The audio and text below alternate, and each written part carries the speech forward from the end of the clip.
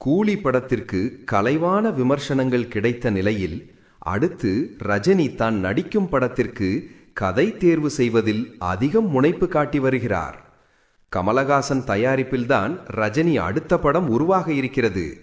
தலைவர் 173 என தற்காலிகமாக இந்த படத்திற்கு டைட்டில் வைக்கப்பட்டிருக்கிறது.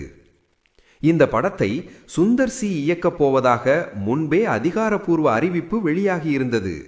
ஆனால் சில தினங்களில்தான் கருத்து வேறுபாடு காரணமாக சுந்தர் சி அந்த ப்ராஜெக்டிலிருந்து திடீரென விலகுவதாக அறிவித்தார்.